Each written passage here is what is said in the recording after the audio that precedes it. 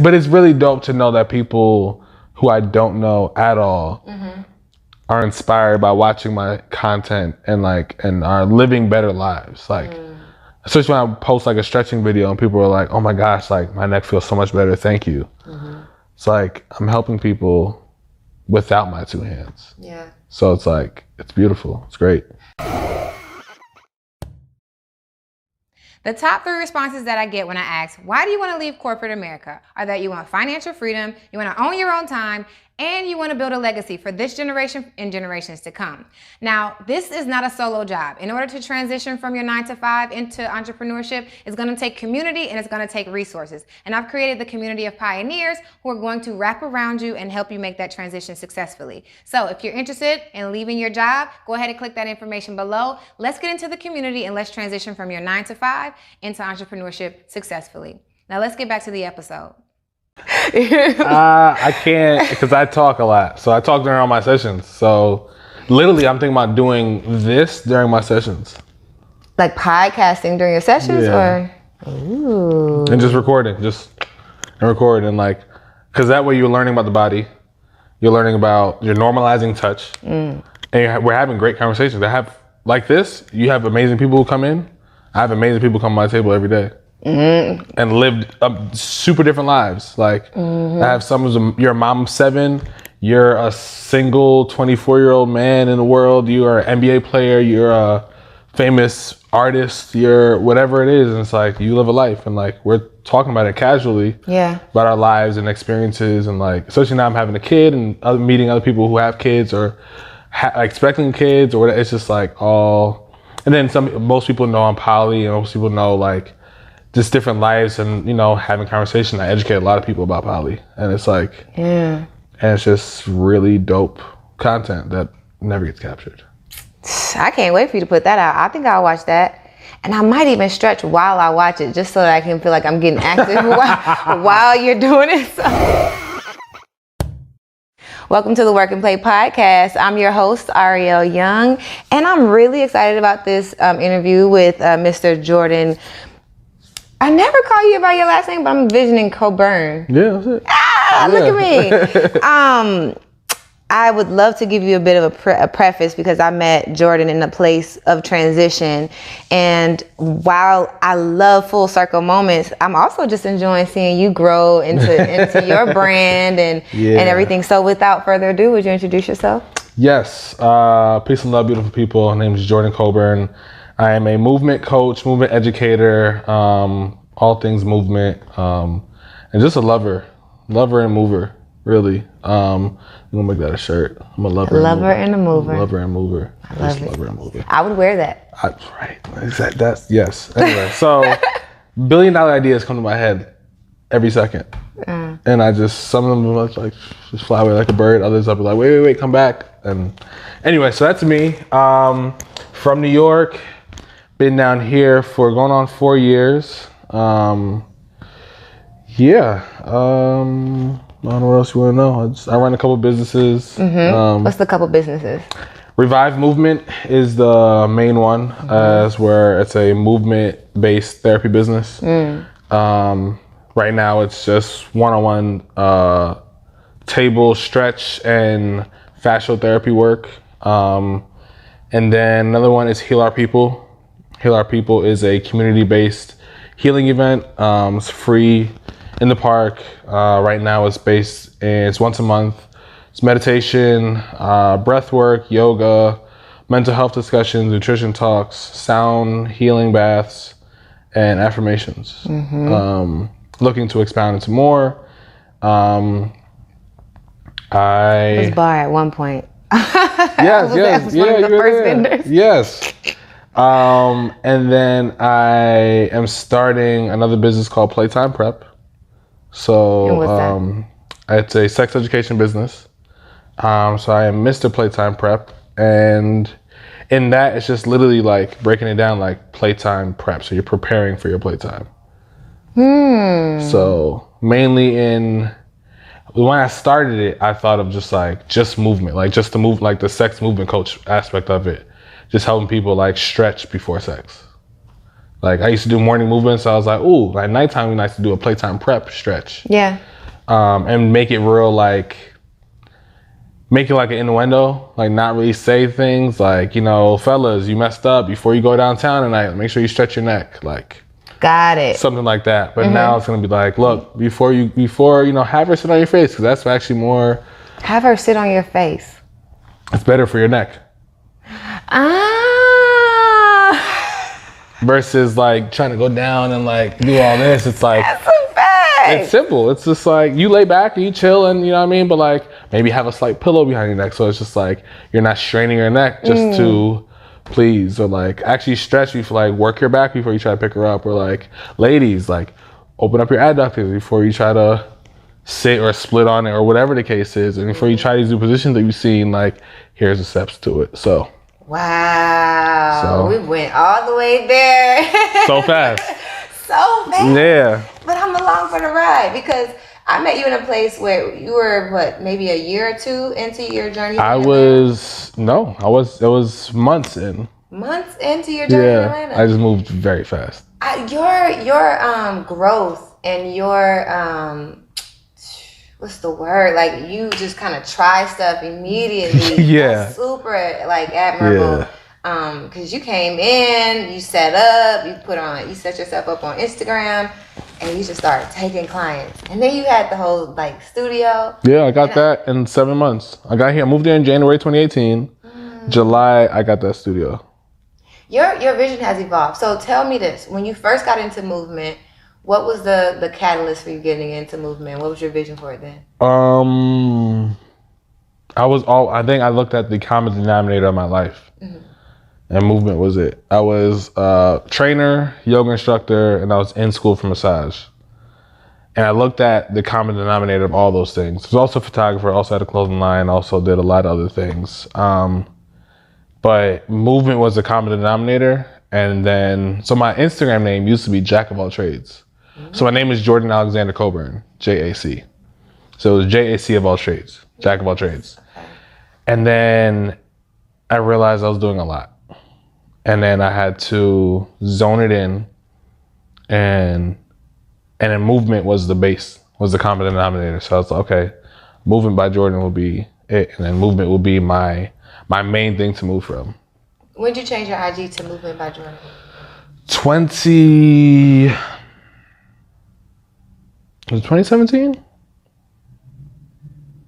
Yes. Okay. No, I think maybe the end of 2016 actually. Okay, 2016. Yeah, because you were on like the Instagram wave way before. Yeah, Before I moved to Atlanta, my Instagram was, I think it just hit like 10K, and quickly it was like it tripled, and my Instagram algorithm was great back then. It was easy to hack, like, but I had a recipe. Like I would come down here, I moved down here and I was like, I'm going to be the therapist for Atlanta. Like if whoever was doing work here before, I'm sorry, I'm now in town. So sorry. Yeah. And I was working on everybody. So I would literally DM anybody who had high followers and high engagement. I would work on them for free, record it, post it, edit it, share it to them, post it, have them post it. So now all of their followers are now introduced to me. But also the session is great, so they love it, and they're gonna want to share. Yeah. So if I'm working on all personal trainers, all their clients now know me. If I'm working on yoga instructors, all their clients now know me. If I'm working on whoever, if you have 20K, 100K, 5K, whoever, all your followers now know me. And at the time, it was like the algorithm was great, so everybody was pouring right back to me. And then how people marketing wise, how people think, nobody wants to be the only one not doing something, and no one wants to be the only one doing something. No one wants to be the only one not doing something, FOMO. And then no one wants to be the only one doing something? Yeah. So you're the pioneer who's the only one doing something? Well, no, in marketing wise, so let's say you have a fitness person you look up to. I get them on my table, I work on them, they post it, you're like, oh wow. And you go to my page, you see there's 25,000 people already following, you're like, I'm clearly missing out. Everybody's already here. If I had 2,000 followers, you'd be like, ain't nobody here. Nobody wants to be the first. I got you. Yeah, that makes sense. So when numbers are already up, people just run in. So literally, a lot of times it's a race to 10K. Because once there's a K there, people are like, oh, everybody's here already. Facts. No one wants to be the first one at the party. Yeah. But everybody wants to be there when it's packed. Facts. That's why they hold the line outside. How did you start thinking about this stuff? I know, like when I met you, I was asking you a bunch of questions, and that was years ago. And even now, the conversation is about content creation. What made you say, I'm going to leverage social media to build my business? I've always been leveraging people since forever. I was always popular, quote unquote, from really elementary school. For one, like, grew up in the suburbs. So grew up in the suburbs of New York. So being black in the suburbs is like, you're already talented. Like, you're just, when recess time and it's time to play sports, Jordan's getting picked. So by default. Yeah, yeah, almost. And then by high school, I also enjoyed personality and all of that. So I was homecoming king. High school, college, I was Mr. Claflin. I went to Claflin University. It's Mr. Claflin. So I've always been the one, and I've understood like leveraging people, like leveraging that popularity. So I started my first clothing line while in college, and if I was smarter, I would have started it earlier in college because more people. I would have had years of.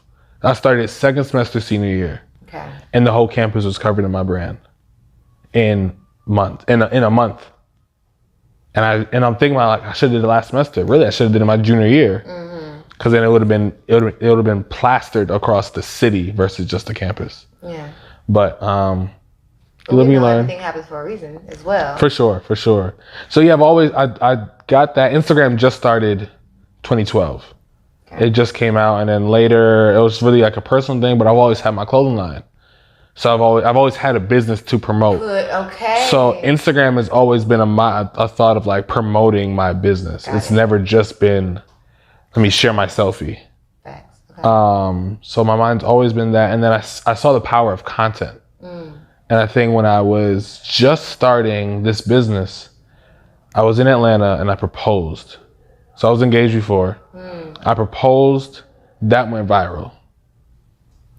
Like Shade Room posted it, Essence on Instagram posted it, The Black Man Can, all these big pages posted it. This is 2017. When I met you? You met me in 2018. Okay, so you proposed beforehand, and you got notoriety from your proposal back then. Yeah. Oh my gosh. So, ton of followers flew in, and then also they were looking at my services. I could like watch the insights, and I'm like, I would see them click location, and I was in no man's land, New York. I was in Middletown, New York, which nobody knows. It's like an hour north of the Bronx, but I was like, I need to be in a major city. And then also there was a few, I came to Atlanta visiting, worked on a few people, worked on a few big names, posted it, having them post it.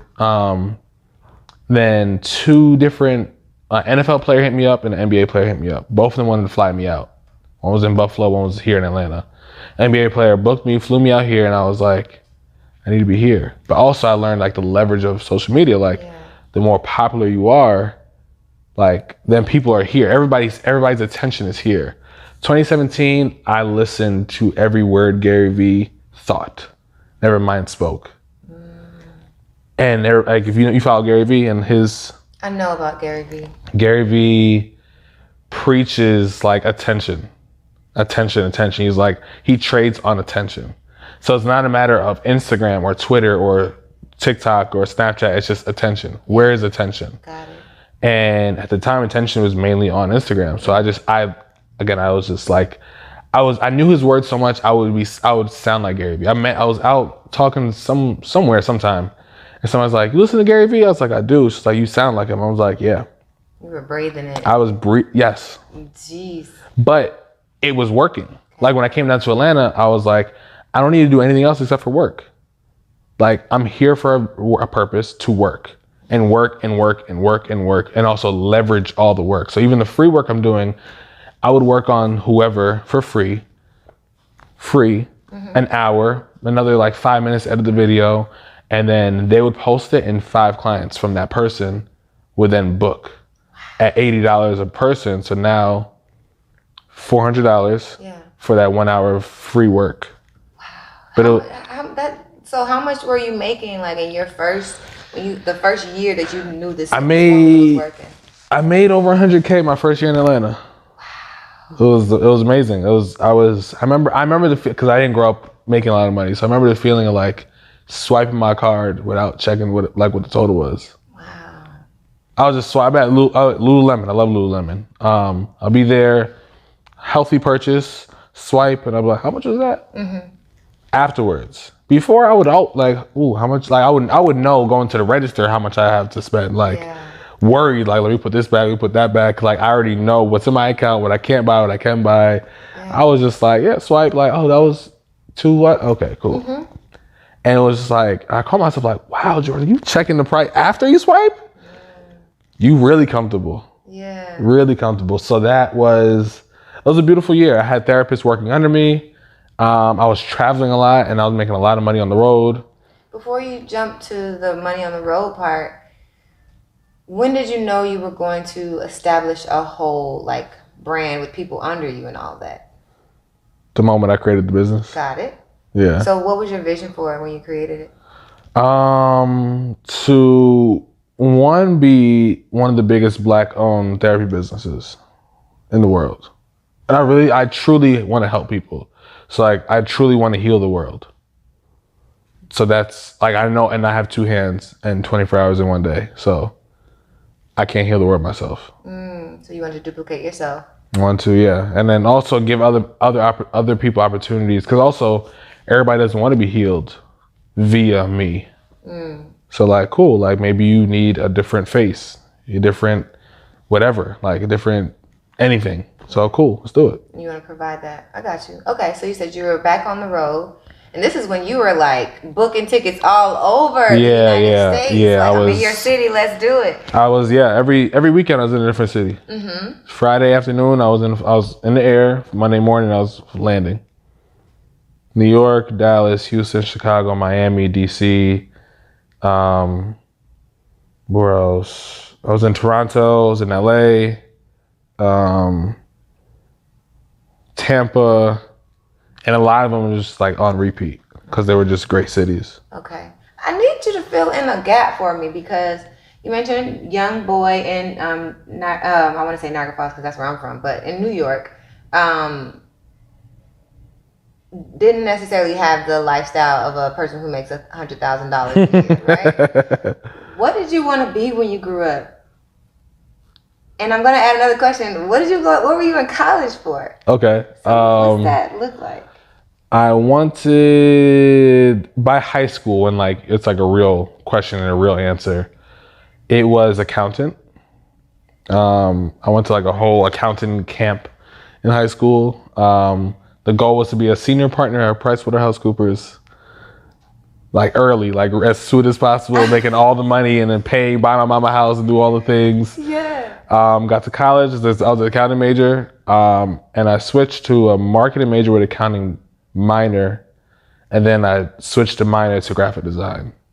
Okay, marketing with a minor in graphic design is what you got your degree in. Yeah. So you've always been a branding guy. But I've been a photographer since middle school. Like the whole like crop your picture out, put a new background behind it on MySpace. Yeah.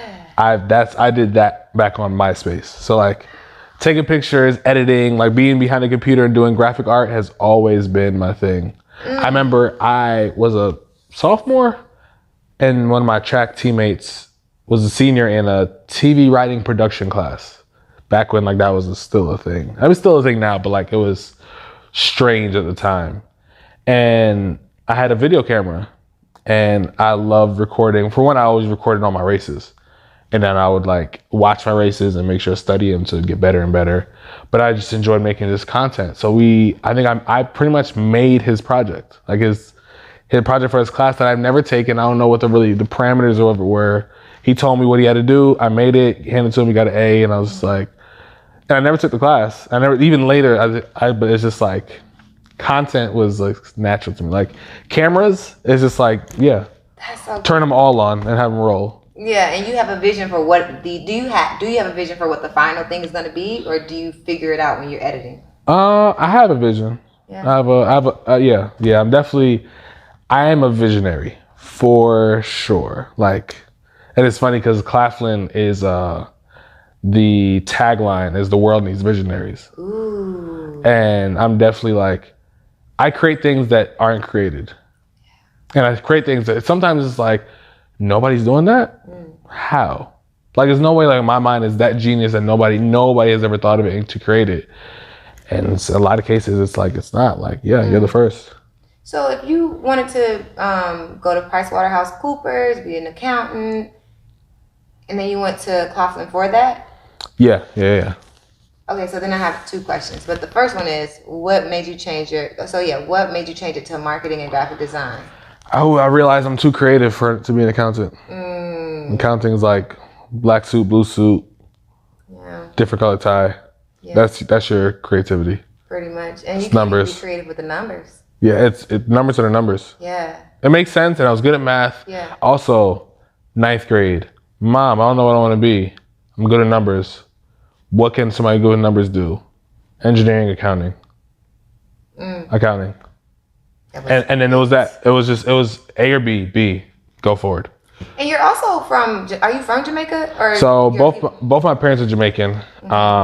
And I was born on this soil, but I'm very much Jamaican. Yeah. And I had this conversation a lot. It's like, oh, well, you're still American. It's like, yeah, I mean, I went to the American schools and I'm a citizen here, but my blood is Jamaican. Every family member in my family on both sides is Jamaican.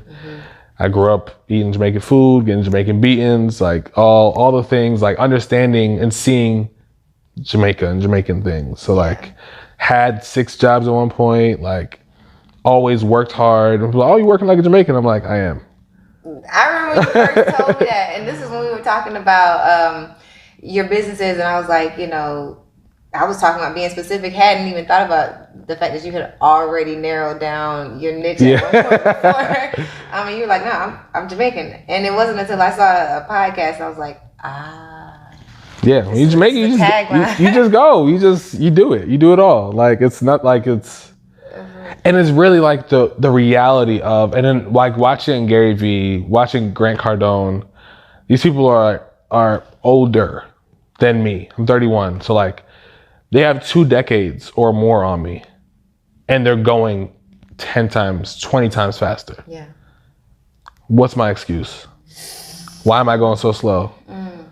Just because the average person who's making average money or whatever, like they want to go at a regular, whatever pace they set, I'm going to go faster because I can't. I'm young. Like when I was traveling all the time, I was 3 years ago, so I was 28. Yeah, I could be on a plane every Friday and every Monday. Yeah. I could sleep for 5 hours and wake up and run and work all day, and at midnight then go to the gym to work out, just to go back to sleep, to wake up, to run again and do everything again until you get on the flight and go and work on 9 people a day. And then, so what else am I doing? I'm 28. Like, and my vision is to make money. Like, I wasn't trying to do any of the extra stuff. Like, I also didn't go to any parties. I went to like 2 parties that year in 2018. One, I had a blast. The other one, I was like, this could have been better. The other one, I was like, I had a blast. I was like, wow, I forgot I enjoy partying. Would you consider yourself a social person? Because I met you in that time. You were very focused. Yeah. I was. If it wasn't networking, workout, work, if it didn't have the word work in it, I wasn't trying to do it. But yes, I'm super social. Super social. Yeah. I mean, I think with Corona, if I'm placing this right, 2018 was your like work year. 2019 was maybe a stabilization. Oh no, you tried some more stuff because that's when you opened the studio. I opened the studio in 2018. 2018. I closed it in 2019. Okay, got you. And then Corona happened, right? So as much as you could have been like partying in 2019, it shut down. However, I was still. 2018 was a work devoted year. I was engaged. My ex-fiance, she was in Connecticut in school, in chiropractic school. So while she was there, I was like, I can't have fun. It'll be rude of me to have fun while I'm here, while she's up there in school, and I'm down here for a purpose, to work, build this business so she could just fall right into it and they could just expand and grow and build and build and build. So that was my focus. Towards the end of the year, shifted focus, lost focus of the relationship, I'll say. The accolades got to me. It fed my ego. And I think about how even like sometimes how I said like, I was still in Uber and Lyft and all that, and people would drop me off. I'm like, yeah, this is my business. But I would say it with such like, yeah, this is my business. This is mine. Like, and it's like, it got to me, and I got comfortable.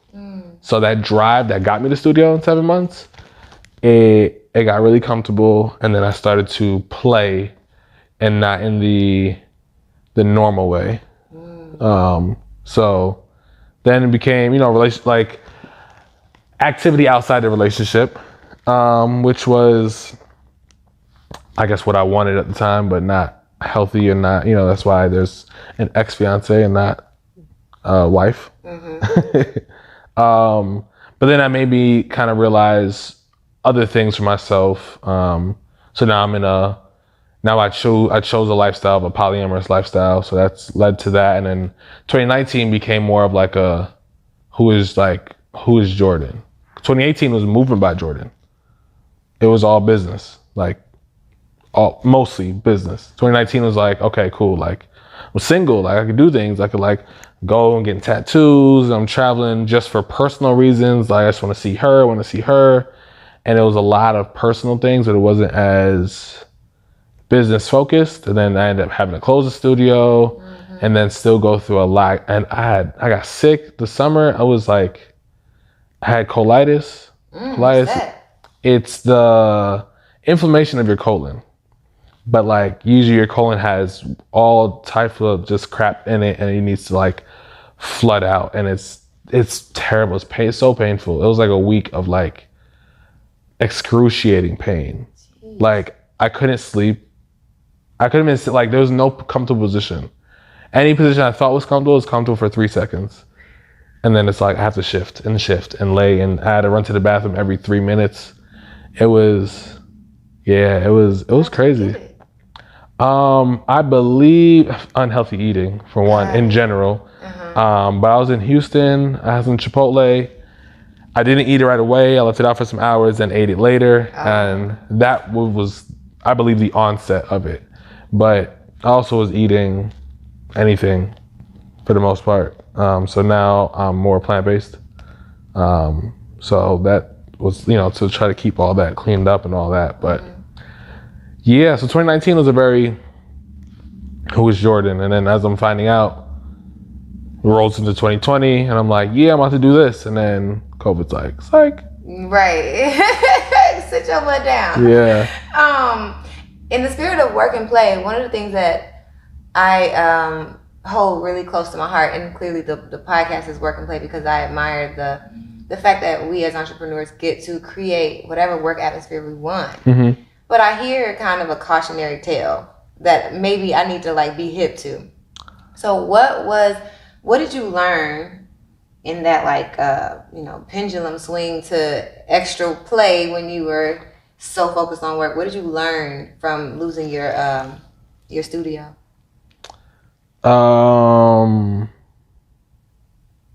Remember the fire when you first ignited it. That fire goes out if you don't keep feeding it. And if like to actually create fire, like taking two woods and you like to create fire, it takes energy. And it's just like, if we just take that same energy to create it, to keep it, it'll be bigger and bigger and bigger. But a lot of times we create it and it's like, okay, cool. We may throw a stick in there. Throwing a stick in the fire is not the same energy as it takes to like rub two sticks together to create it. And I think if I would have remembered all the energy I put into getting there, I would still have it. Yeah. And also I think the work and play is just, it could work. It differs per person. Like I didn't need to play as much then. I also view my life super young. 28's like ultra young. And like, yeah, work. Like I remember my best friend's dad told me this quote, like, the youth is wasted on the young. And I was like, I'm not wasting my youth. Like, I'm young and I'm not wasting my youth. Like, I'm going to work all the hours I can. Cause I'm 28. Yeah. I'm 31. I could still do it. But now I'm like, I feel like my life is actually beginning now. Like, my baby's on the way. And like, when they get here, like, that is day one. That is chapter one. This whole thing is like a long prelude. A preparation, even, just a foundation. It's literally, this is all recess. Like, class is about to be in session. That's real. So this is just a really long recess. And it's like, the bell's ringing now. Okay. It's time to get to class. Got it. Yeah. So I'm going to have tons of fun still.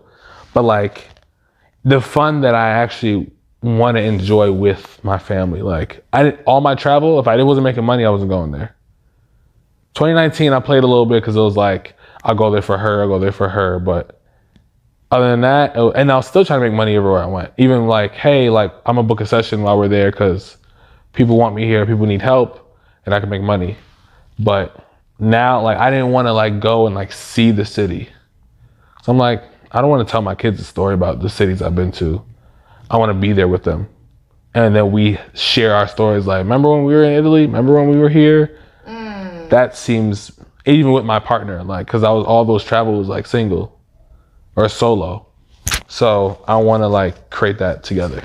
I love that. I think the prelude, you did your life a great, you did it justice, right? By living the way you did, because you had some hard working times, you've had some decent failures to speak of, you've had love. Yeah, had a couple of them. Right? Like, literally. So now you have a lot of stories to share. I'm curious what you learned. You said Claflin? Claflin. You said that the tagline was, "The world needs more visionaries." What specifically do you think they taught you in the institution to help you kind of own this visionary time? Oh, they didn't. That's all you. That's me. I had a clothing line in high school. I was selling candy in middle school. I was making custom shirts and selling them in middle school to high school, then to a custom clothing line by high school. The world me going to a place that says our tagline is "The world needs visionaries," and I'm already a visionary, is alignment. It's alignment. It's not like they made me a visionary. The visionary went to the place that said the world needs visionaries. So it's just like, there are things, definitely the Claflin confidence. So there's that. The Claflin confidence. Yeah. So it's doing everything, just, being super confident with anything you do. So there's that. I feel like I was already confident. I pledge Kappa. Kappas are known to be cocky, but also there's a high level of confidence with Kappas. It's like, you know what you've been through, you know what you did to get here, and you know what solid ground you're standing on. So like, put your best foot forward and just go. I never looked at it that way. I mean, then again, I don't know much about the Divine Nine. But you would say Kappas are characterized as more cocky than other? Or do you? Yeah. Yeah? Yeah. Okay, how does confidence look in the Kappa world versus other world? Outfits, swag, like it's just you see your standard Kappa and they're decked out, like bow ties, accessories, watches, belts, like suits, like off-mat, like outfits is just like incredible. But also they're behind all of that is like a solid mind, good grades, like athletic, like it's just a high level of confidence with Kappas. It's just, it screams out, and that's why the ladies usually scream out. Oh man. Speaking of confidence, you said that in your journey to create content and starting to get your first couple of clients, even before we started this interview, you were talking about just getting influence, like speaking with influential people all the time, having great, powerful people on your bench, stretching them out. one of the, like now in 2021, after you have the system, you know how to utilize the algorithm, how to create content, the really next step is like developing the confidence to reach out to your avatar, your ideal client, but then also like to take bold moves like you did, which is like reaching out to an influencer and you know, asking them to wear your t-shirt, or asking them if they want a free service, right? So speaking of confidence in that space, and I have a bit of an idea because you said you've always been popular, right? But were you ever nervous reaching out to people who were like maybe famous or somebody who seemed like they were at a higher vibration than you? No. Yes. Thank you. Give me something. I'm like, yo, this man is impervious. And then Gary Vee is like, what's first gonna happen? Facts. So I was like, if they say no, I'm back where you started. So I'm like, so there's plenty of people I've DM'd. The funny thing is, there's a lot of people who I DM'd. I feel like I DM'd everybody. Like, you could DM 15 people a day and still leave 85 people on the table. And for some people, like 15 people a day, I'm like, how long would that take you? Right. You're gonna copy and paste the same message. Change the name, change what you like about the person, or change what you like about their page. Like it's really quick. But tell me about the person that you were actually somewhat nervous about, and then you had to channel your Gary Vee.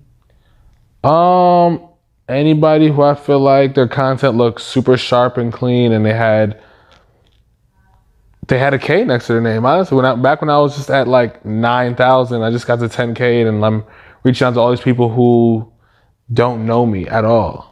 And I would DM a lot of people, and some people, and I don't remember now, like who all. It's just there were no like actual like celebrities. They were all just big Instagram accounts. Some wouldn't see it, or some would see it and not respond.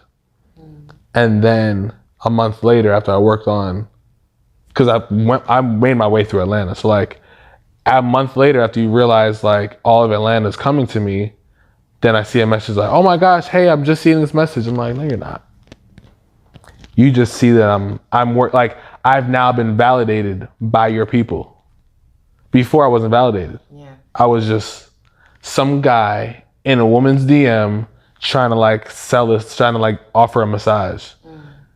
But you didn't even take the time to like check out my thing. But now that you've seen her and him and her all like come to me, and you're like, oh my gosh, now I need to get, and it's like, it's okay. Like, I won't take it personal. You can still come in, because I still want to leverage your followers into my pocket.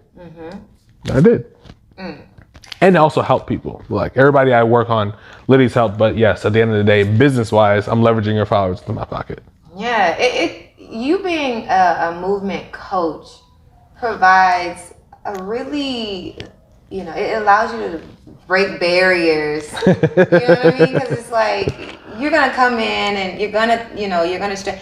Even me, when I met you at Stretch, now that I stretch people, like, that's a great way to just kind of get to know people, and just, it's a great like energy exchange. It is. I love it. You're good at what you do. So, it might be a little weird at first, but we're going to get into this space, and then you're going to feel comfortable. We're going to stretch you out. And I'm used to talking to complete strangers and getting very vulnerable very fast. Like, it's cool. Like, and also like, I understand that they're at their most they may be at one of their most vulnerable states. Like, you're kind of half naked. You're in short shorts, sports bra, short shorts as for a guy, no shirt, and just on the table with a stranger, and they're going to make you feel better. But you're in pain, so you could be in pain. You may want to move better. You have certain goals. That even makes you even more vulnerable. And then, so to match them, I'm just like, just share my vulnerability. So I'm just sharing my story, wherever the conversation goes. I'm just like, yeah, like, this is it. And then they start to open up and start to like realize, and then their body actually starts to feel better. So like, oh, you know what you're doing. Okay, I can relax now. Yeah.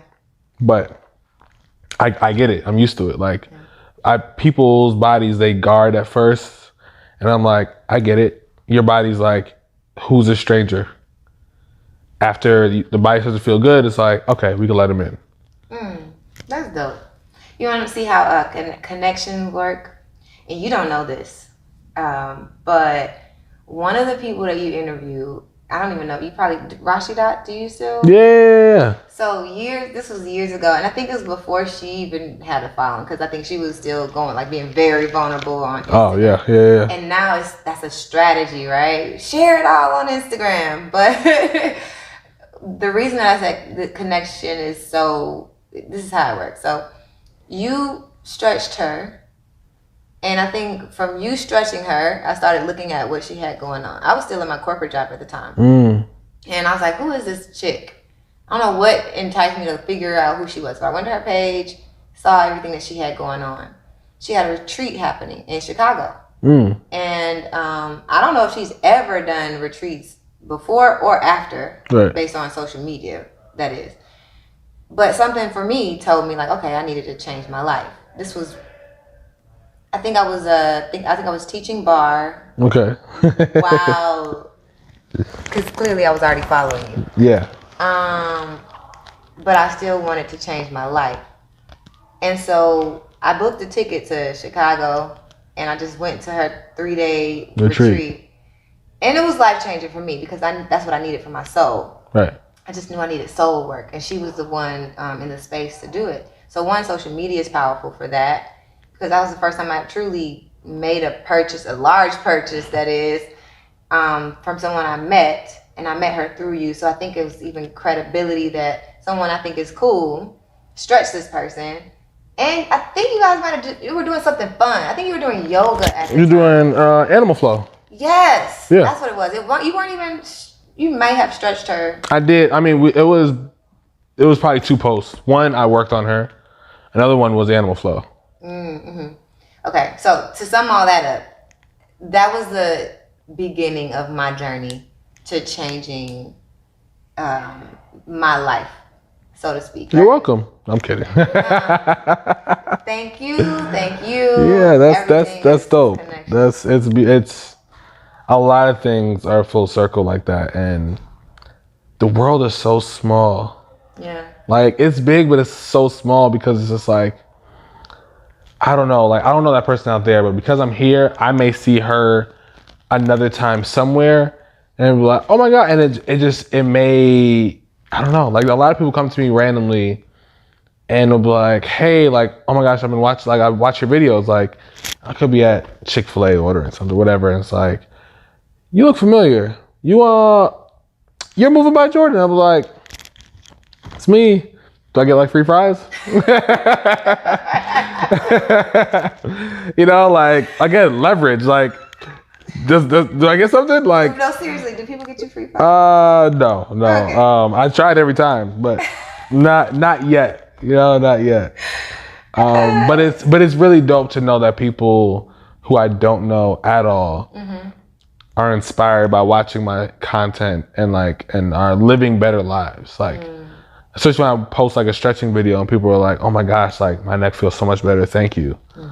It's like, I'm helping people without my 2 hands. Yeah. So it's like, it's beautiful. It's great. It is great. And I will say thank you. Thank you for being such a content person. I also have to thank you publicly for being the catalyst to my content creation. Like, I have told you this before, so it's not new, but you and I both remember. Woo, yeah, you're welcome. It was, and it's funny because at the time, I'm just like, I categorize things very easily and quick. So I'm like, cool, you're an instructor, you're trying to build your class out, you need more content. At the time, based off Instagram's current, the algorithm at the time, I understood what it needed. So it just needed sharp content so people actually want to come in. Like, also content that connects and resonates with people, not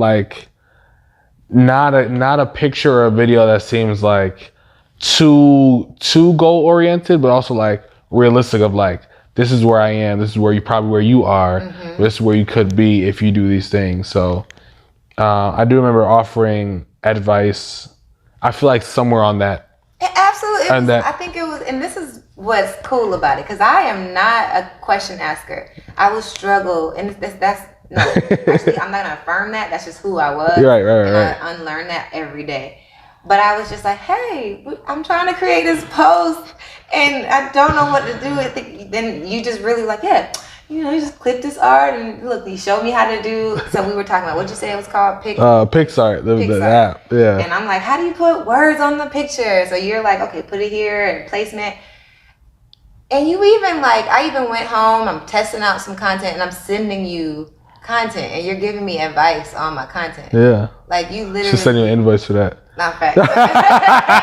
I'm uncovering all I knew you were impactful, but I'm actually starting to think about all the stuff that I did utilize you for. There was something else that I was just thinking about. You would even take pictures of my classes. My classes. Yeah.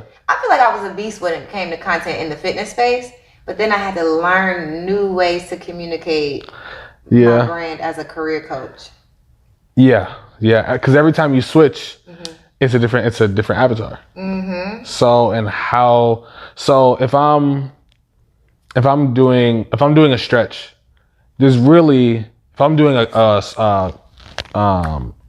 I'm stretching somebody and I'm recording it, there's different things going to hit different people. So I'm making commercials. I need to make a commercial for the high school athlete. I need to make a commercial for the college / amateur athlete, commercial for the professional athlete, commercial for mom, commercial for weekend warrior.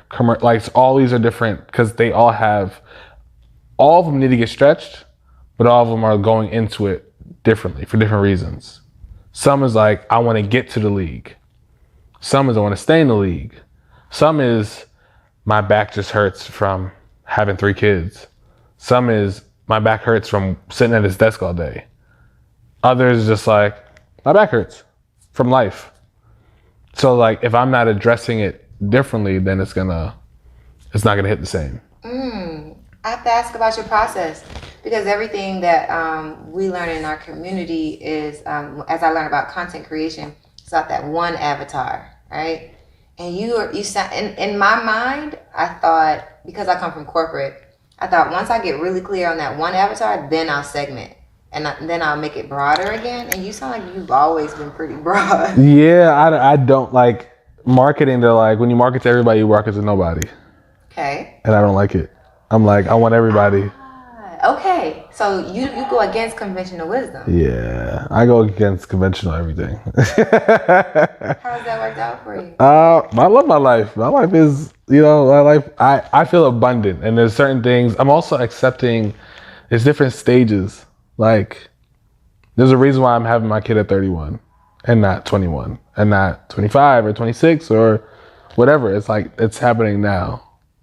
And the abundance is coming. The abundance is always here. It's just going to show up in different ways. I truly feel the abundance of love and health and then there's, but there's other times when my body was in better physical performance shape. There's times when my bank account was in better shape. There's times when, but it's also, it's just things come in cycles where, I don't know, I feel the the non-conventionalness is gonna show up greatly later. Also, is unconventional now. But the internet was unconventional too. Facts. And then now look at this. Nothing happens on the internet. If the internet went down, how many things would really crash and burn? Yet the world operated with no internet just fine.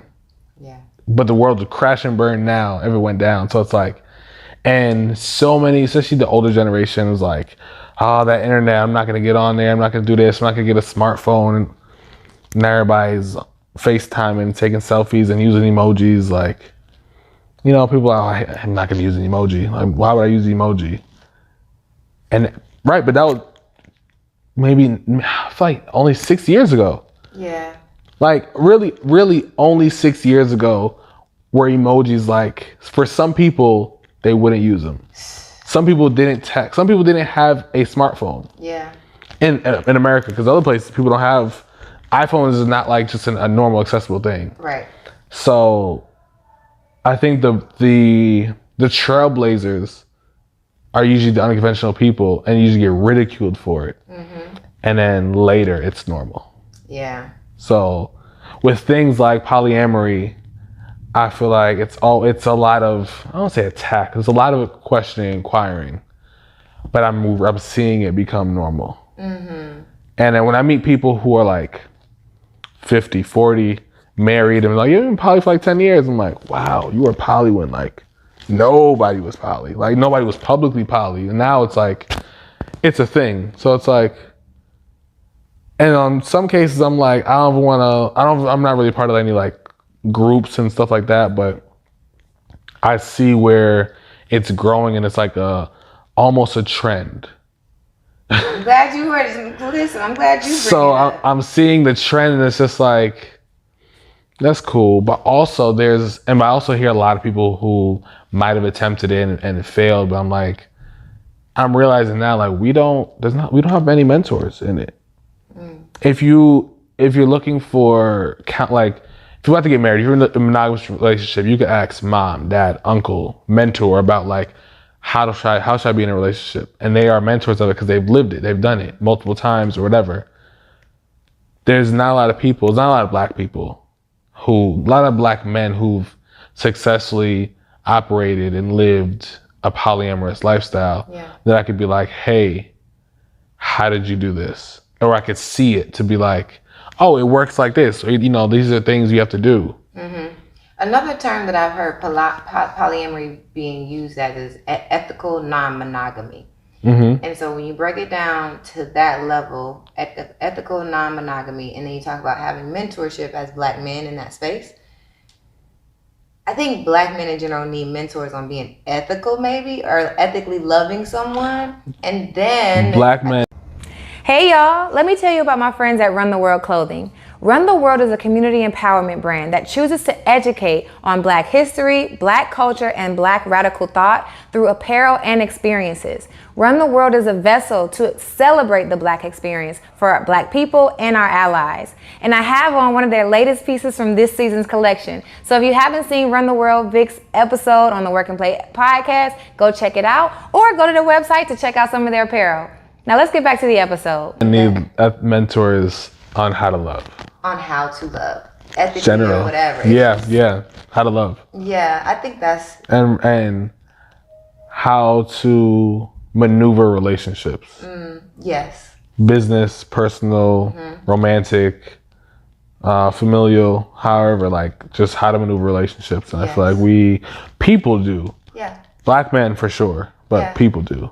Yes, because people do, but we know the Black experience. So I'm thinking when it comes to boundaries, mama and girlfriend gets confused when it comes to Black men. Maybe business partner. And I don't know the entire Black male experience, but because I'm a woman, I do know mama and sister get caught up in like crossed wires, mama and girlfriend, mama and wife. Those are like a lot of it stems from the mom. Like I honestly, like I'm in therapy now, and a lot of my things I'm looking at and working. Even before therapy, last year I was able to not confront, but have a conversation with my mom about like I actually have I don't know how to fit this term.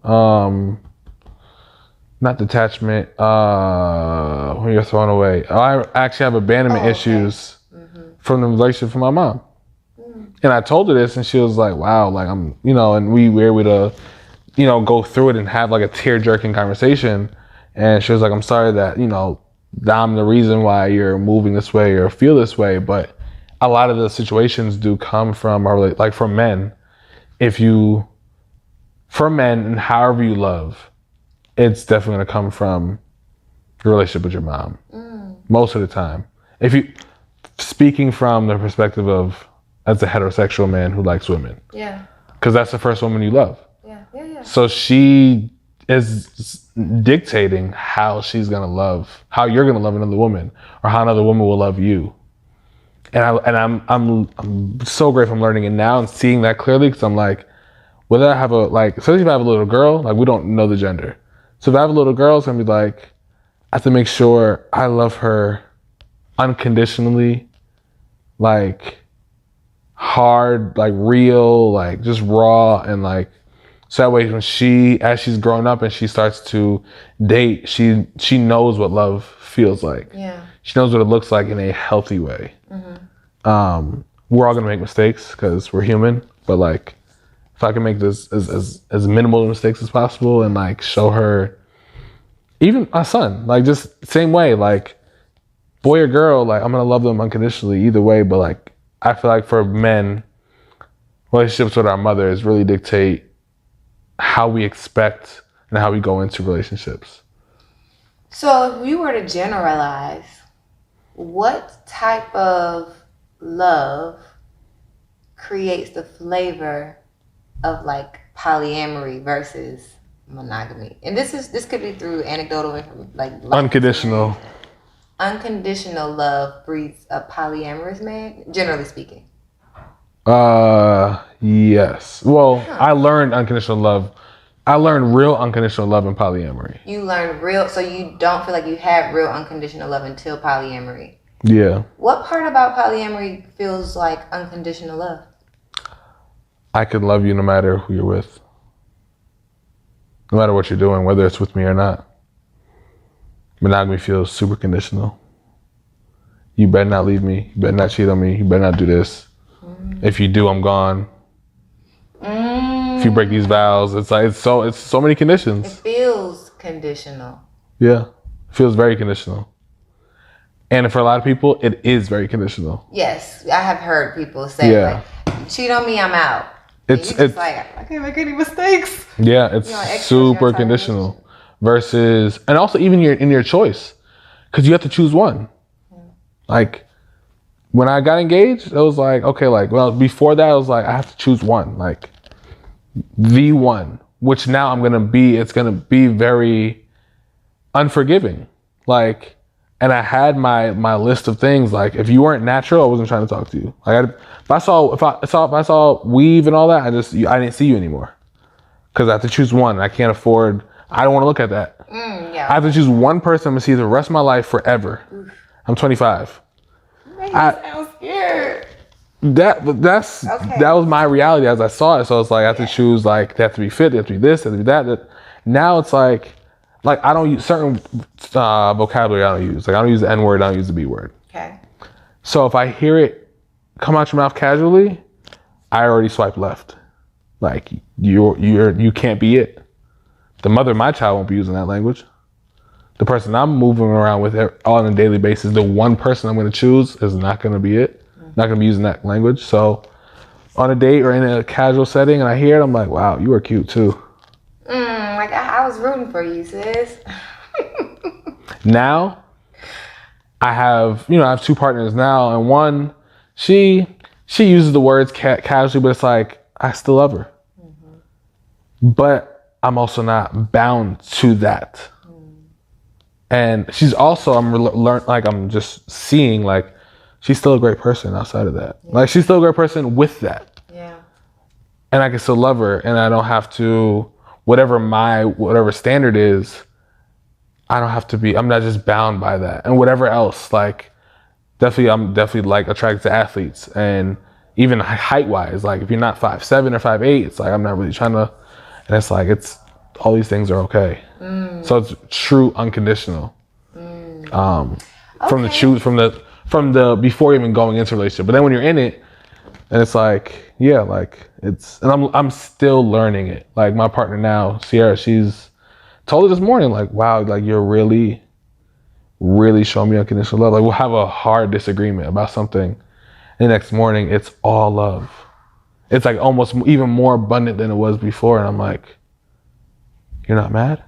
You're not uneasy? You're not like, and she's like, no. Like I think I was texting her like, oh, I want you to have an amazing day. She was like, the day's already amazing. I woke up next to you. And I was like, no. You sure we were kind of bad last night? Like, which also kind of, if not triggers, but kind of the word kind of grazes your abandonment, where it's like you have an issue, like, oh, she's gonna be mad. My mom was mad about things forever. Yeah. Yeah. She still may be like a sensitive thing. So it's like for us to have a difficult conversation the night before and the next morning, she's like, I'm already having an amazing day. I woke up next to you. It's like, oh my gosh, this is real unconditional love. No matter where we are, no matter our disagreement, because really it's just a disagreement. It wasn't like a fight or anything. It was just like a conversation where we disagreed. But it's still like, wow. And I'm actually able to be more honest and more open and just about everything, because I'm not thinking that you're gonna leave. I'm not thinking there's an abandonment gonna happen. Like, you're really about to be here. Like, unconditionally, you're really gonna love me and be here. And I'm learning it more and more. So it's like, and that can happen in a monogamous relationship for sure. It's funny. It's like you were reading my mind, because I'm like, I believe. So as I've been doing my own, we both have had our flavor of self-exploration, and so when I think about polyamory, I think like, I don't really need polyamory to do, because I love unconditionally anyway, and I think I don't necessarily have the capacity to love the way I love with multiple people, but I also like to create environments that are truly unconditionally loving, right? And so I wonder if you have experienced that in a monogamous relationship. And you know, not to make this a therapeutic conversation, but it is going there. If you had not been maybe traumatized, trauma I use very generally because I think everything is trauma, by like experiencing your first engagement ending because of a consequence, then I wonder if I wanted to do poly before her. You wanted to do poly before her. So really, you were kind of testing the lifestyle you wanted anyway. You were kind of forcing yourself into marriage. I was like, I wanted poly. I met her. I was like, all right, maybe I don't need two. I just need the right one. You're the right one. But also under the conditioning of like married, kids, like that. Like, the way to get family is find one and propose, be engaged, get married. That's the only way. Yeah. Because raised Christian, so that's the way. Yeah. And then once you relinquish yourself of certain attachments to beliefs, then you realize like you could create a family any way you want. Like, it doesn't have to be like attached to this belief. It says it should be this way, but there's pastors and bishops and all this with stepkids and ex-wives and all these things. So it's like families are created however they're created.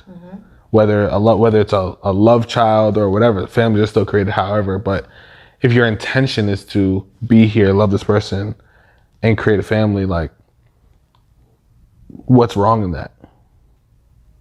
Oh, because we didn't like stand before somebody and say I do, and jump over a broom and like whatever it may be, where it's like, my family is no less than anybody who said I do.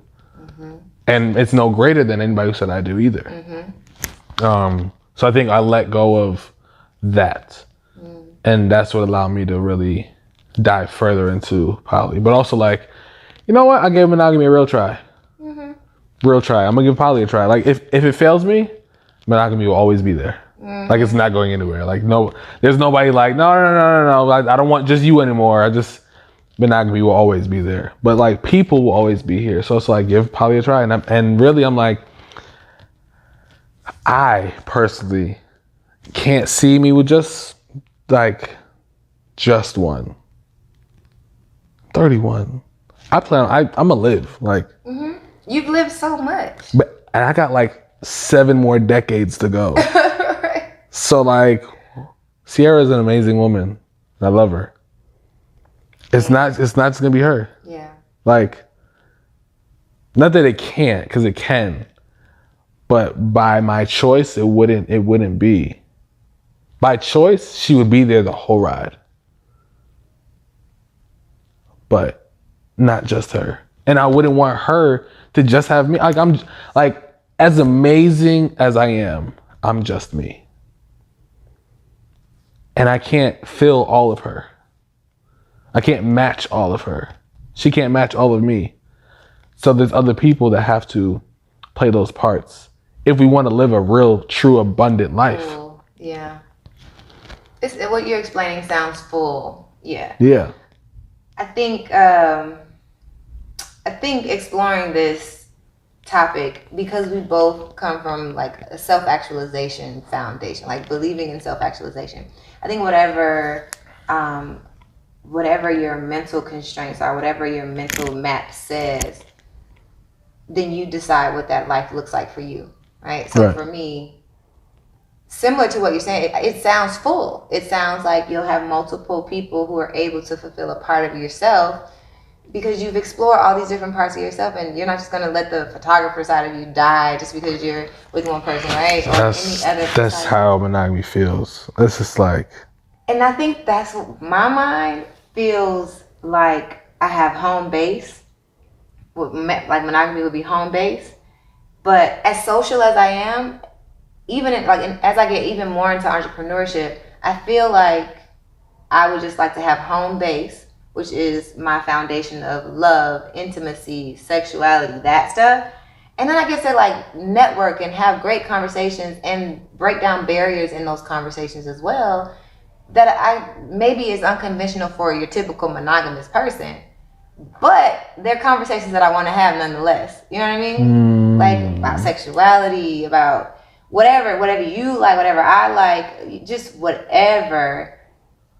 And then I have home base. You know what I mean? Like that's the way I envision it. Yeah. But I think that's because that's the way my mental map works. Yeah. So it doesn't necessarily feel constraining. And even when I've been in a monogamous relationship, it was the flavor that I liked, but it wasn't polyamory. So needless to say, I really am. I'm enjoying this conversation. One, because you said this, you allow people to explore different parts of their identity, and so many times people like pigeonhole people. So I'm just enjoying learning other sides of you that I didn't even know was there. I see you growing on Instagram, and even though I met you and knew you at a time, you've evolved 2 or 3 times. Thinking about it, like on social media, I remember when you started to be more public about poly and your content started to change, right? Yeah. Was your COVID gave everybody time.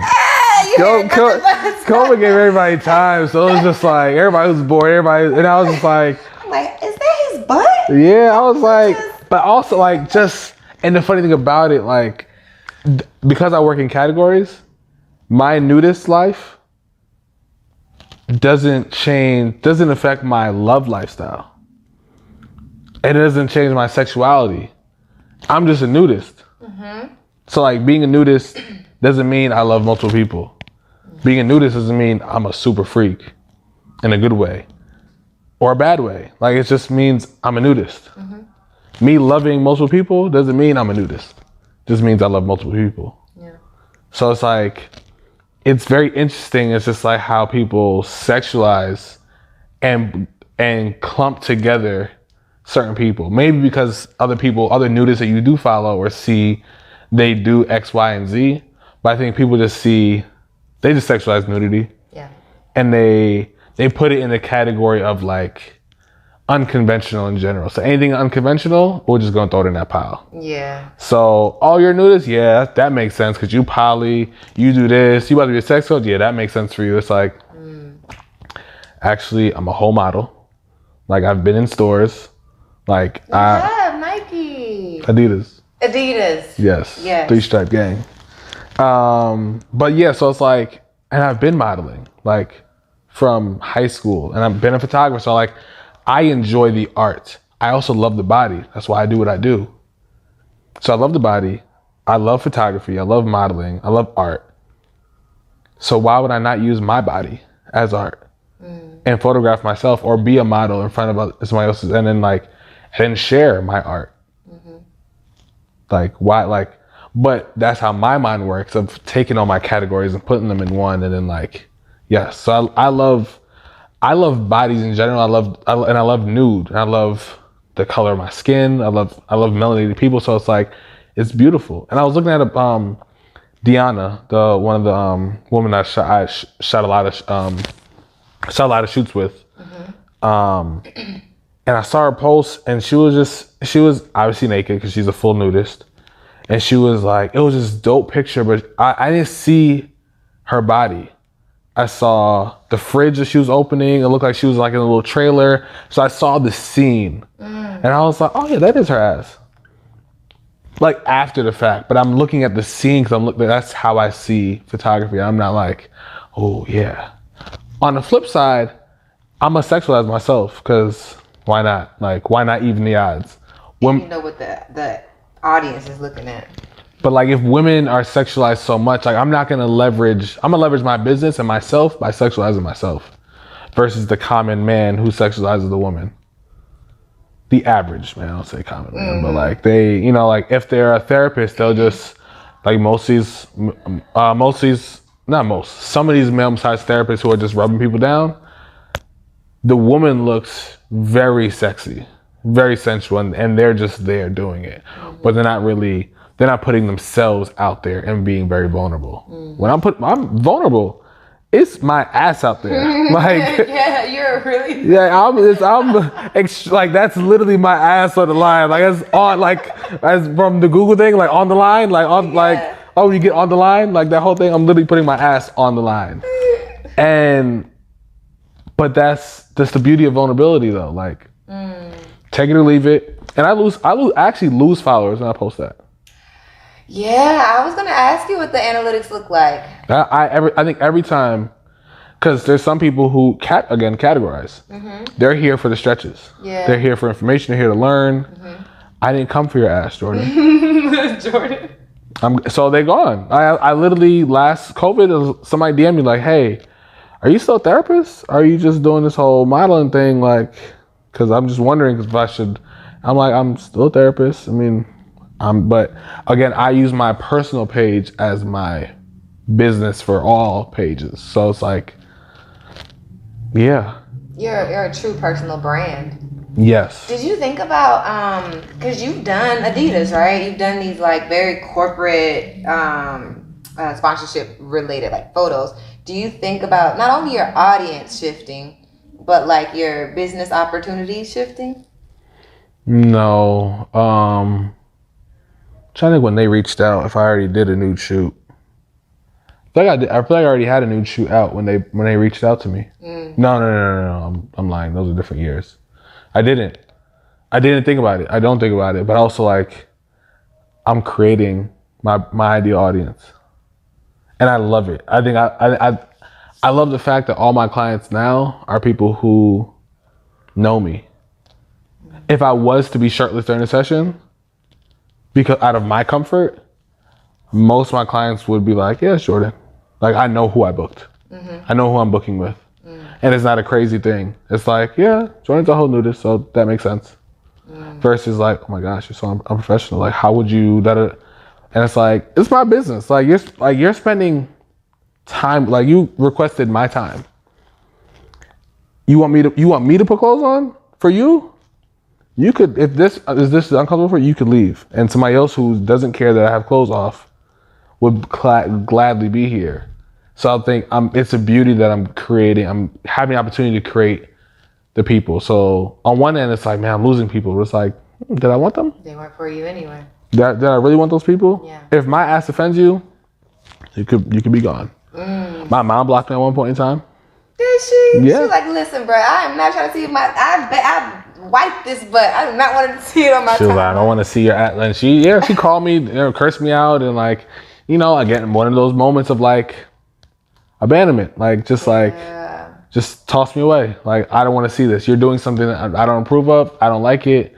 Be gone.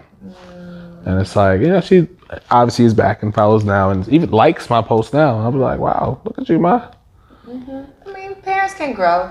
It's interesting that we have to like raise our parents.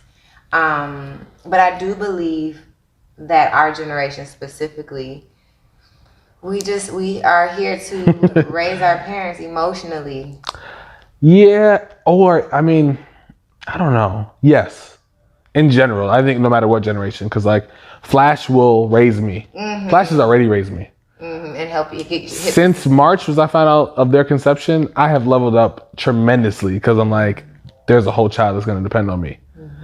But on top of that, we as people just go through our cycles. And I'm watching my mom, like, you know, finalize her divorce from my dad, and she moved to Florida, and I'm like, and Sierra's asking me, like, what is your mom like? I'm like, I don't know. So that's a whole new woman right now. And she, you know, we were talking about the other day. She was like, you know, I'm really, for the first time in over 20 years, I'm living by myself, like for myself, not for a man, not for a family, like just 30 years, really, because because they were together with me, for herself, and it's beautiful. And I'm like, wow, I'm so happy for you. Like, you get to be you. And women, unfortunately, don't get to be them. Girls are born to their parents, to their daughter. They grow up and then they really just quickly become a wife. Like, traditionally, they become a wife. So they go from possession from their father, from having their father's last name, to the new man, had to take their last name. So you're now a wife. Then you become a mother. And then that's really it.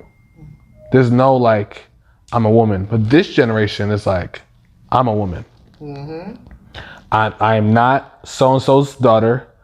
I'm nobody else's. I don't have any kids. I don't have a husband. I may have a little boyfriend, but you don't want to know about him. And I'm a woman. And it's like, my mom didn't come from that generation, though. So she's now her own woman for her. But she's always moved and walked like that anyway, but they're still knowing, like, I got kids.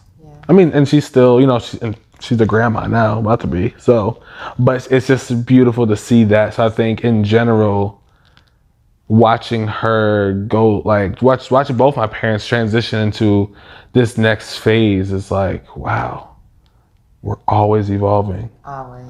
And it's, you know, and our generation is going to evolve a lot. And so I'm a Pisces. I evolve with the day. Like, the sun may rise and I'm on one level, and then somebody said I'm on a whole different level, and like things change. And me and Sierra talking about this morning, like she changes her mind a lot. And she is like, and I was like, I change my mind a lot too, just at a higher frequency. She's like, yeah, yours is like way too fast. I'm like, it's not too fast. It's like, that's how I flow. Like, today I want this, tomorrow I want that. Like, and you're mad at me because I don't know what I want, but I do. Just in that moment, they change quicker. Yeah. Yours may last a year. Mine is like the day. In this next chapter of your life, so children, I feel like, are the most, you know, God willing, they outlive us, right? It's the most constant thing, most consistent thing, most committed thing that we can do as humans. How are you preparing yourself for that level of commitment? I've been committed to it. I think I remember being 18 and I was like, if I could look into the future, I would just see my firstborn child. Okay. Like, not the woman, just the child. So I've always wanted kids. I've always been committed to it to the level where the reason why I'm only having my first kid now is because I haven't found a womb that was ready and prepared for my child. Okay, I hear you. What's discomfort in my body right now is you say kid and child, but it's a whole human. So like the commitment is actually the adult. Right. So human, like the right womb that's to carry my human. The human, like, because I already know I'm gonna produce superhumans. Yeah. So like every womb can't carry that. So I've intentionally waited to this moment to create the person who can carry the superhuman, the superhumans. How much of your preference for raising a child went into you choosing a partner, or the mother of your child? All of it. Yeah, that's about like raising kids and stuff. Yeah, that's nice. I mean, any date, first conversation is gonna be first date. Early conversation is gonna be kids. Like, if you don't want kids, then cool. I already know we're not gonna, or you won't be a childbearing partner. you do want kids, cool. Like, where you want to live, how you want to raise them, like, what are we doing? Like, home birth? Yeah, okay, good.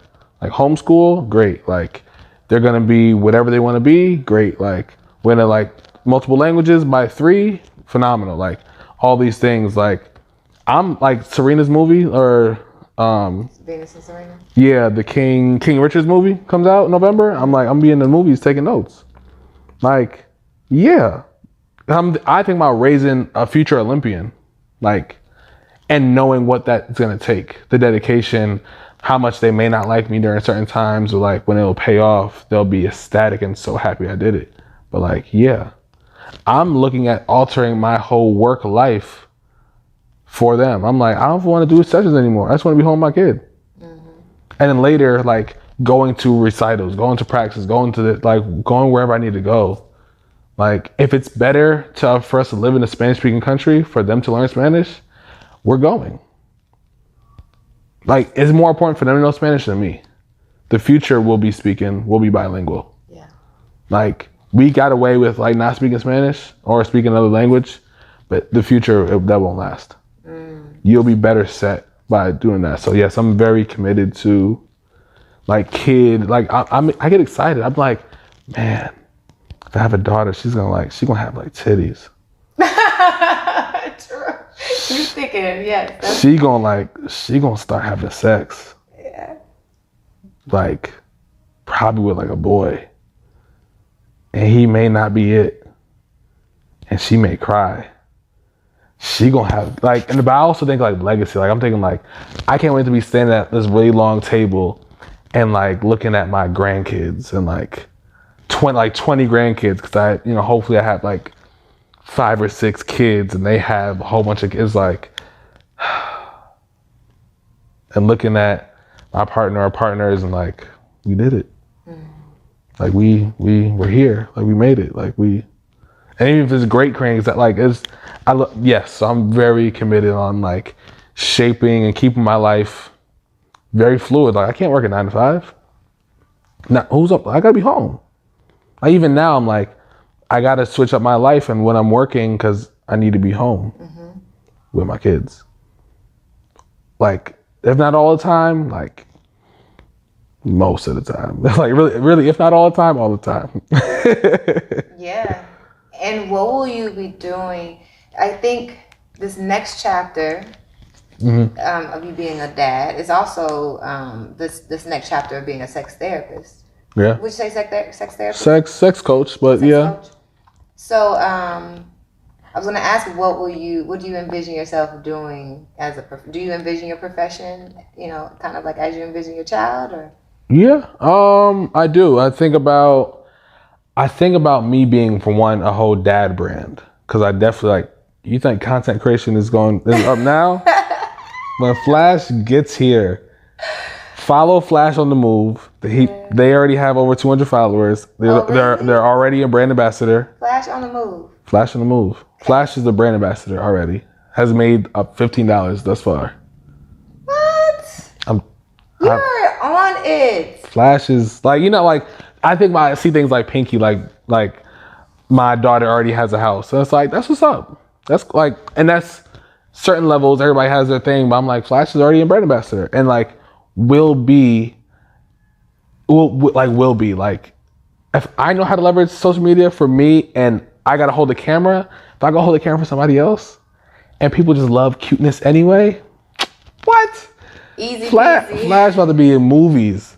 Flash about to be a black 3-year-old speaking Spanish. Who doesn't want them in a movie? So where does sex coach decision come into that? You right? You did say sex coach. You kind of took my brain into. Yeah. I know. So okay, we'll do sex coach. I'll be a whole dad brand on top of like normalizing. Like, yes, I'm a parent. Things are different now. Most people's excuse why they're not having sex is they have kids, and there's no time. There's no this. There's that, and it's like duality, and really like preaching and promoting duality. Like, you can be a parent. You can be responsible, and that doesn't mean your life is over. That doesn't mean your adult life is over. It actually means your adult life is starting. Like, you can, and it's very, very on time for me to like start this business at the same time I'm starting this brand. And I will be very out loud of my dad brand and very out loud of my sex life. But not my sex life, but it's my sex coaching business. And the reality is everybody's having sex. Everybody's having sex. So why are we not talking about it? But yet you're coming in with injuries from your sex that you had incorrectly, or you're coming in with goals because you want to have better sex. Some of my clients won't tell me. Some of my clients will. They'll be like, I want to ride my husband longer. Like, you know, I'm good, it's cool, but like after like a minute, things start to seize up and lock up, and I want to ride him longer. I'm like, great. My mind hears movement. I see the movement. I don't sexualize them. I'm like, ooh, you trying to ride? I was just like, okay, cool. These are tight. So I know I see the movement. Like if you say I do podcasts all day and my hips are tight, I see the movement and I try to help correct it. Yes. I want to ride my husband longer. I see the movement. I try to correct it. There's no difference. Really, now is an easier lane where people can come to me comfortably and say, hey, me and my partner, we've been married for 15 years. We do the same 5 positions. We want to learn some new positions. Cool, I got you. You'll book my positions and transitions service. And I'll show you more positions. I'll show you that transition in and out of them safely, da-da-da-da-da. And it's like, you'll be happy because you'll be having better sex. Nice. Positions and transitions. Hey guys, it's Ariel from the Work and Play podcast. If you're getting any value from this channel, and I mean anything from the tutorials to the podcast to the random videos that you see on this channel, then I just ask that you do one thing. Please subscribe. Subscribe and share this to anyone that you think this resonates with, and drop a comment below so I know what other things that you want to see next. Now let's get back to the episode. Other services. For Playtime Prep, I think I'm gonna have a class. I'm gonna have a class. I'm still formulating all of it. So I think I'm gonna have like a joint, like an open class. Probably just call it a Playtime Prep class. Like literally just getting people be more intimate, understand like stretching before sex, but also like how to prepare for sex outside of just like lick it and stick it, or like, hey, you ready? And just dive in, because we need more. Women definitely need more. I'm learning that more and more. I feel like 31 is so young. Like 20s, lick it and stick it works at 20. When you're 25, lick it and stick it. Every girl's like, cool, I'm ready for it. Men actually go down on their sexual trajectory, like their sexual arousal as they get older, and women's actually spikes up. Yes. So it's like, I definitely need to help, and really, avatar, women, like target like women who are married and want to save their marriage and save their sex life. They have the money. Between 2 people, they'll have the $300 or $400 it is for a session to save to restore their happiness. Yeah. Everything is just a value. Yeah. Wherever their value is, they'll pay for it. Like, I got better sex every day if I just pay this one price. Yeah, of course. I like that you said restore your happiness and not save their marriage. Yeah. I think that was, I just wanted to let's stick that real quick. It was real smooth with it, but it really truly is the value of what you do. It restores someone's happiness. It restores someone's, the word that's coming to mind is like way of life, but that's not really the word I'm looking for. It's, the holistic, the quality of life. Yes. That's the word I'm looking for. You and you do that through sex, through movement. Really movement. Through movement. Movement in general. Your whole quality of life is based on how you move. How you live your life is how you move. Or how you move is based off the way of your life. So it's like if you're sitting all day, you're not moving, you can't do certain things. Or maybe now you're good, but like later when you have a kid and you're like, man, I can't get on the ground and play with them, it's because you stopped moving 10 years ago. Yeah. What makes you think you're comfortable on the ground now? So another service and course that me and Tara will be launching is like a functional parenting course, teaching you how to get on the ground, to play with your kid, because your kid's on the ground. Yeah. Like that's where they'll be for a while, until they're 2, but they'll still be lower. Like they'll be walking, whatever, but they'll still be lower. So you still have to get down there. Like stop making them break their neck to look up at you, or pick them up. It's like, go down to their world. Make them feel comfortable. That's good. This is not just movement now. This is better relationships with your mom, your baby. And it's all based off movement. It is all based off movement, but the psychology of empowering a child, because you're now coming to their level, their world, they develop a different level of respect for authority, or a different relationship with authority, because mom and dad come here. Yeah. Now I don't live my life here until I become an adult, and now I look down at kids. It's a cycle. So you're breaking a mental cycle, even though it does stem from movement. Yeah, right. But because for me, it's just like all things is from movement. I literally it's like I have a different lens, and that it goes through a filter of movement. So I see people, I'm like, wow, you really can't move. Like I love dance. I love people who can dance. It's like I'm attracted to movement. Like if I don't know what that type is, people who are like, I'm a sapiosexual or whatever. I'm a kinesexual. I'm a kinesthetic sexual. Definitely. Like I'm like, if you move up, I'm like, wee. You see your girl there moving, like the one with her face look at, I'm like, do you see her moving? That's all. And I've been in situations where I look later, I'm like, wow, you're not that pretty. Why was that? Oh yeah, you was dancing. Lord, you can move. Listen to you. Okay, I got a question. So yes. For my audience, and because we sit down all day. Well, shoot, like you said, we are all sitting down getting stiff. Some of not all sitting down getting stiff, but stiffness. We all have sex. We all need movement. Some of us are having kids. All that. When you formulate these services, can my audience get some of that? Yeah. So I do have the service now, the Revive session, so everybody can come in and get a session. Okay. It's a one-on-one. It's a 90-minute session. Usually priced at $150. Every time I say my price, I hear Fat Joe in my head. The price is yesterday's price is not today's price. So what's tomorrow's price? That way, my audience can know how much they're specifically gonna get if I click the link in the bio. It's still $150 for now. Okay.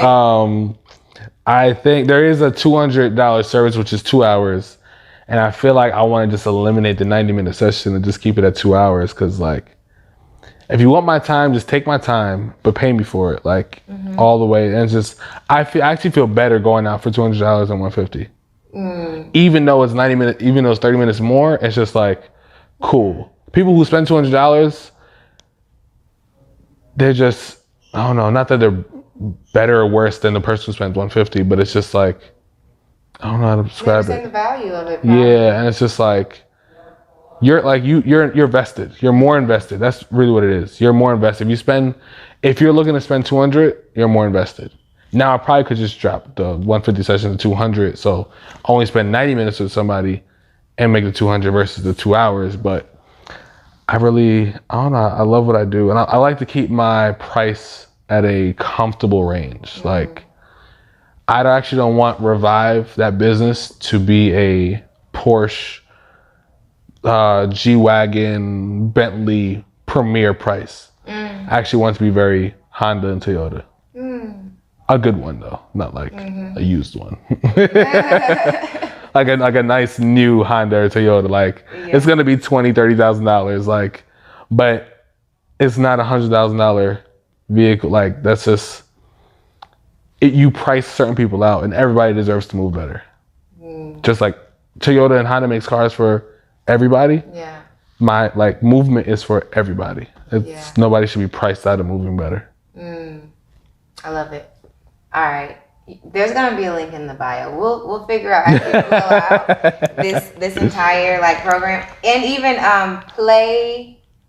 tell me the name of it. Oh, Playtime Prep. Playtime Prep. Yeah, even Playtime Prep, because maybe by the time this comes out, you'll have a whole package. Yeah, definitely. I'm working on the website, working on pricing and packaging and all that. I want to make sure. I just want to do it right. Yeah. Because it could easily be done wrong. So I want to make sure it's yes. I just want to make sure I do it right. I'm literally restoring happiness and literally reviving joy in people's lives. Wow, yes, I'm moving better. I feel better. Then you feel better. Then you could feel better because you feel better. Yeah. I remember I might use a tagline feel better so you can feel better. Listen. I love it. I was thinking about a client that I had when I was teaching bar, and I was doing stretches, and she sent me a DM and said, I cried during that hip stretch you were doing. And I had read, in theory, I had read about the opening of the joints and how it affects like your emotions and different like. Yeah, the hips store. Yeah, the fascia in your hips store emotions. So when you open up your hips, the tears will roll. I think I knew it in theory, but when she DM'd me, it was a whole other thing. And I was like, oh, dang. It's times when I think, dang, you should have kept doing that. But it just wasn't my ministry. Yeah. Yeah. So I definitely think that what you do as an expert is very, very, very commendable. It's amazing. I dipped my toe in it for a little bit, got to meet you, got to learn a little bit about content. The cool thing about it is like, even though we're not as close, we both kind of are. The world is so small, right? Yeah, We're all living in these parallel dimensions, and like our values are the same, and the way we like just live and learn about ourselves is just really cool listening to you. So thank you. Absolutely. Thank you for having me. This was dope. It's beautiful to be here and not see and still see the same Ari that I met years ago, and it's like, wow, look at you, like look at you, look at us, because we're both not where we were. So it's just it is dope, because I don't know, when you go back home sometimes you see people like, what's new, man? Nothing. Same thing. Same shit, different day. Be like, wow, that's terrible. Oh yeah, I really feel like that's terrible. Same thing. Not good. It's a whole new day. Yeah. I feel like my life, I feel like it's a documentary. Like when you look at Nina Simone and she's just like kicking it and people are recording her. I really feel like we're in that space. Mine is like a whole. It's a dope like show, like with multiple seasons, and like you wondering who's gonna get killed off this season, like low key, like. That's not actually, but like, cast off the island. Yeah, casted wise, it's just like my show is like, and it's like on some like Grey's Anatomy, like season 15 or some whatever seasons they got. Mm-hmm. But it's a good show. It's like a power show, like a good show. Yeah. Not the twist offs are good, but like it's like power good. Like you like the Power's on, or I can't talk to me watching Power. Like I feel like it's like that. What's the show? Game of Thrones. I never watched any episode of Game of Thrones, but I know it's a huge thing, a whole bunch of episodes. Yeah. My life is, like... Interesting. Like this was like the surface coverage of it. Like when you see it, like all the amazing people I meet, all the amazing relationships I've been in, the hard dynamics I've been in, the playtime, what all the versions of my playtime looks like. It's a good show, like juicy, like you watch some shows, you're like, that was a good sex scene. There was some great sex scenes in my shows, like in my seasons, like. True, but when you bring up Game of Thrones and I just mentioned it, and I never seen the episode. Okay, I think because I think even if not the brutality of Game of Thrones, it's just the strategy of like, I think there was that, and you mentioned maybe Grey's Anatomy, and you're right. I don't know the intricacies, so like, but I'm sure there is. But when you say a show, I think like strategy. Like when you say Killed Off the Island, I'm like, okay, so there's like. I just think I mentioned those because those are shows that have 12+ seasons. Got it. So my show will last that long. Yeah, it's not just like it's not a show that has like 3 seasons and it's like that stars didn't pick it back up, or like. Got it.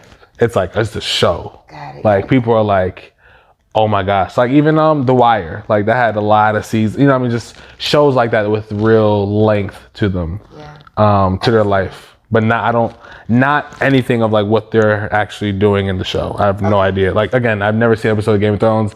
Yeah. I just know it's something that everybody talks about. Yeah. And I'm like, wow, it's not my thing. Yeah. Power, I've seen every episode of Power. Okay. That one even surprises me. But I think even still, a movie for you, it would be... Movie would be too short. A movie would be too short. No, not a movie, but like, I mean a production. Like yeah. But a production based on your life. I'm sure, I feel like, at first I was like, wait, so I was over here and there's a whole other stuff over here. But I think what we covered would allow anyone who connects with you after watching this to dive deeper into any one of these things. Yeah, for sure. And understand the complexities and the funs, the highs, the lows, the challenges, and continue to watch you grow as a dad, as a business owner, as a husband or a partner. You know, all that. Can't wait for dad life. It's coming soon. It's like a month and a half. I know. Jeez. It's gonna be a whole little thing. Flash is in the 100th percentile. In terms of what? In terms of like growth and development. Really? So like Flash is already at the top of their game. That's why I know for a fact I produce superhumans. One, because I already know I'm a superhuman. I know she's a superhuman. So I'm like, duh, 100 percentile doesn't surprise me. And it's just like that's why they're already a brand ambassador and like have an account, and like when they get here, it's just gonna be like a walk in the park for them. One, because I'm gonna do my job to help them, but like two, they're gonna be doing things like other parents will be like, dang, my 2-year-old's not speaking Spanish. Like, were you intentional with making them, like, did you challenge them to do, like, you just allowed them to be a baby? This little human will do all the things that humans do. Like, because at that age, they're just so, like, they just soak up everything you give them. Yeah. So you know what I'm gonna give them? Everything. Like, why hide? Like, no, like, yes, Spanish, like, calculus if I can, like. Have you read the book Ultra Learning? I haven't. There's a lot of books I need to read that way. Me and Flash would probably just read it together because they'll probably be at the same reading level at 2. That's lit. Like, absolutely. And that might actually, because I know when it comes to reading, sometimes it's hard to sit down and read. But if you mix reading with Flash, then that might just be a great way for you to absorb information that you might not have sat down and absorbed. So I'm gonna have so much time. It's gonna be lit. So much time. There's another book called Sexual Intelligence that I'll take a picture of it and I'll send it to you. Because in my past life, I wanted to be a sexual therapist as well. I mean, shoot, life is not over, but I love having these conversations because I'm living through so many different lives. There's only, let's say I live to 150, right? Like, it could possibly happen. So I don't know who to come to for mentorship again. Because that's another lane of the business is like, so I do offer mentorship trainings. Like anybody who wants to be a therapist, I literally have a workshop, whole weekend workshop. You could come and learn everything I do and then be a therapist. But also like certifying people to become a sexual movement coach. Because there's plenty of people who move well, have this knowledge of sex, but like it's too taboo or they don't want to step into it. There's no... some people love the education space to do things. I'm a visionary. I'm like, I'm gonna do it. I'm like, oh, it's not, there's no thing for it. Great. I am it. So, and now I'll create it. Since there's nobody wanted to create the thing for it, I'll create it. So if you want, you could come on and be, certified as a sexual movement coach or whoever else that it's beauty. Because there's also that's another stream of income on top of like everything else. Listen, as soon as if you already offered that, I'm in this season, but I know that there are different lives that I'm planning ahead in my life anyway, so I'm excited for that. You have it in you. Oh man. Because I have a high sexual energy, I know others, and it's just like I see people when they have it and when they harness it, when they hold it, when they share it, it's just like cool. Like other people, I just like, yep, you have it. Like people will definitely, certain people definitely listen to certain people because of the energy they carry. And some people, when they walk into the room and they speak, it's like, oh, we need to listen to him or listen to her because they have that alpha confidence. They have that energy they just command the room, period. They can be silent and be like, I feel like you need to say something. I'm gonna just be quiet because you need to talk. So same thing with all energies. Like sexual energy, like people would definitely sit down and be like, Ari, I'm really struggling. I don't know what to do with her. And you would just, whatever you say, you'd be like, rub her left ear. They'd be like, oh, okay. They'll go home like, babe, we gotta get this right. Ari said, rub your left ear. So like, and it's beautiful. It can be manipulative, but it's beautiful. I think if you, in coaching, If you do it right, it won't be manipulative. No, but it and can you be. bring them along in the journey of learning, right? Because I'm in the mental space, right? So a person can't truly be coached, or even they can't transform if they're not brought along in the journey. And a lot of times when it comes to psychology, if you're just trying to manipulate someone's thought process, they're not even like learning the new way of thinking, because you're kind of like, right. Well, I think I said manipulating in a way where when people are coming for coaching in anything, they're very vulnerable. Typically, if they're coming for coaching, they're coming with an empty glass. okay. And whatever you pour in is what they'll be full of. Okay. So in that what way. you mean by manipulation? Yeah. Like by your bias or whatever. You Yeah. I mean, not that you would, or I'm just saying in general, there's plenty of coaches out now in whatever industry that are manipulating their said athlete or student or mentee or whatever, because they're being vulnerable, like, please, I need to learn from it. I need to like, and they're just pouring in whatever they want to pour in versus like actually pouring in like what they need. Whew. Like, jeez, this is a whole nother conversation. Yeah. I know. We have literally had really great conversation. I'm not chopping none of it. You guys are gonna get all of this content. This was an amazing conversation. Yeah. I am super thrilled about it. The only thing that I would like to tie up this conversation with is the word of wisdom. Okay. Okay. Now, typically, I talk about, reaching back, in the spirit of Sankofa, reaching back to those who are on their journey as we move forward. And so in the spirit of that, as you think about your life and things that you've reflected on and the people who've been like, how do you do it? What is that word of wisdom to help people learn how to live a more holistic life? Trust your intuition and go with it. Like, tomorrow's not promised. And all the answers are inside anyway. All the answers are within us. So it doesn't just go with it. Because if you fail, you're going to get up and succeed another day. Or you're going to fail either way. But just keep learning as you fail. And failing is really just learning differently. It's even when we succeed, it's still it's learned failure. That's all success is. It's learned failure. Learned failure. Is that a Gary Vee line or is that you? Nah, that's another Instagram post that I saw the other day. It's learned, but it's all learned failure. Like walking, this to really tie all this up. Walking. Walking all came from a demand of moving faster from babies. You just want to you want to get to the door faster. Crawling is not doing it. So you stand up and you start walking, you fall. And you fall, and you fall, and you fall, and you fall. But every time you fall, you're actually learning how you fell last time. And each new fall, you're learning, okay, that's not gonna work. Okay, that's not gonna work. So you're learning. Eventually, walking is controlled falling. In a biomechanical way, walking is just controlled falling. Yeah. We're always falling. We're really good at catching ourselves now. So that's success. We're just really good at catching ourselves before the fail. I like it. That's amazing. So take your steps. Start walking. Take your steps. Start walking. Listen, I'm just gonna say this.